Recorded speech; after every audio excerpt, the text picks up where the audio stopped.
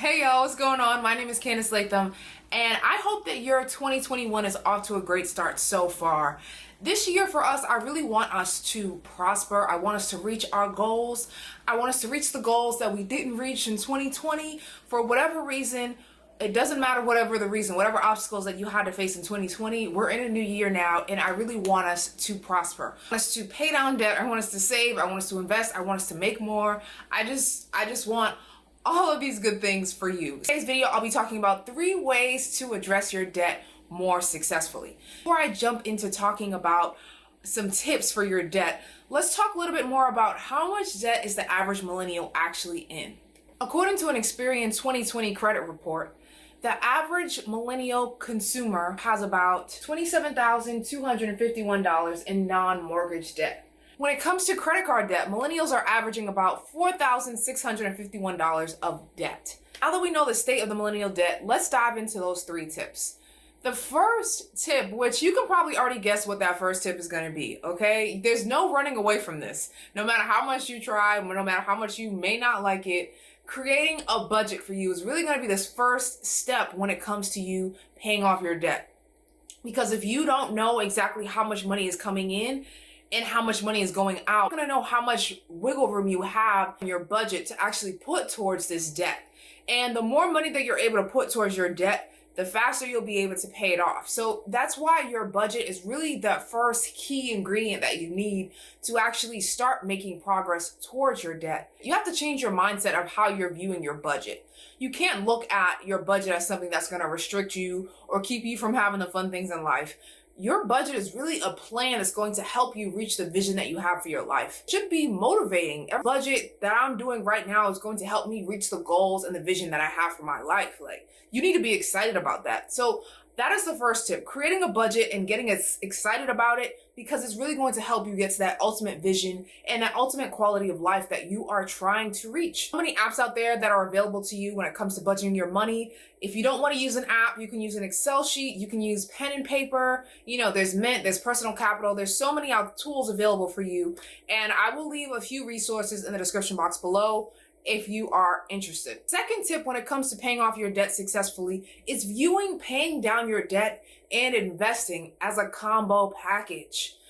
I know we in America love to, strive towards being debt-free, right? Being debt-free is great, but it's not great at the expense that you're not investing any money at all. This thing is so important because of compound interest. Compound interest is just like your money having babies. The younger that you start investing your money, the more time you give compound interest to work. Important that you're not completely neglecting investing, because investing is so important for you when it comes to building wealth. So I don't want you to just neglect investing altogether. That way you have so much more money to put towards your debt, but then you're waiting, 4 or 5 years to even start investing anything at all. I don't believe that's the best strategy for you.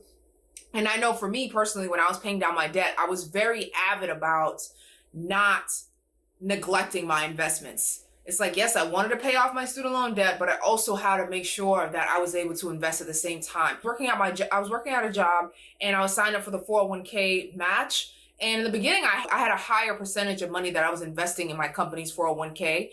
But when I realized I wanted to focus more on my debt, I just lowered the percentage a little bit so that I could have a little bit more money to put towards my debt, but I didn't completely stop it altogether. So that is just a tip. Think about it like a combo package. Think about paying down debt and investing as a combo package. It's like a burger and fries. It's like, fried chicken, yams, mac and cheese, and collard greens. Like there's certain foods that you just need all together.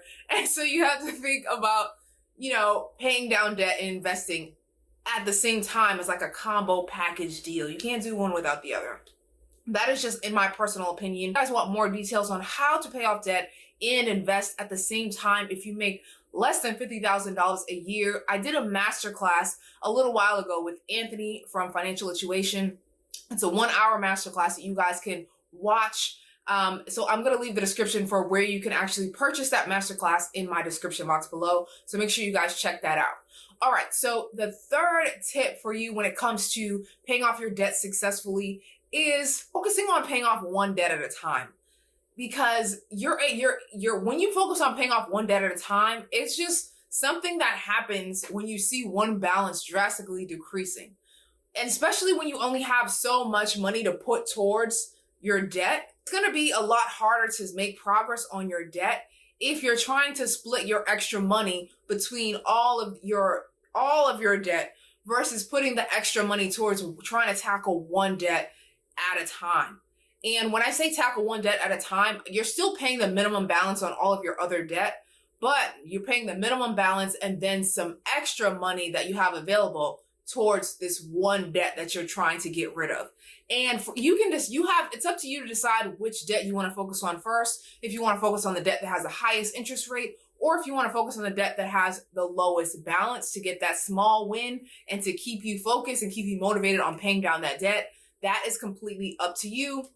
Of course, if you focus on paying off the debt with the highest interest first, you do end up paying less money in the long run. Let's wrap up all of these tips today. So the first tip is to create your budget. This budget is important because you need to know what's going in, what's coming out, and how much you have available to actually put towards paying down your debt. The second thing we talked about was making sure you're keeping your debt and your investing plan as like a combo package, okay? I'm a person that can't eat a burger without the fries. And in this case, you don't want to have to pay down debt without investing. It's a combo package deal. They go together. All right. And the third tip is now, after you've created your budget, now that you know how much money you have available to put towards your debt, focusing on which debt are you going to eliminate first, while paying the minimum balance on the rest of them. Your plan for your finances is just not a set it and forget it kind of thing. It's something that you have to constantly work at, weekly, monthly, whatever. You have to decide what is the schedule that works best for you, but you have to check in on this plan. Make sure that it's working. If you guys found this video helpful, if you did, please give it a thumbs up. Please, comment below if there's anything that you took away from this video. Are you paying down debt this year? What are your goals? Let me know what your goals are in the comments below. I would love to know what they are. My goals this year, really, I am, focusing on paying down my debt, saving for a wedding, and investing. So those are kind of my main goals right now. Oh yeah, saving for a house too. So I have a lot of goals in there. Looking for an additional finance resources. I mentioned I have that masterclass available, how to pay off debt and invest at the same dang time. If you make less than $50,000 a year, if you make more than $50,000 a year, this masterclass is still beneficial for you. So you guys can check that out in the description box below. But until next time, I will see you guys later. Bye.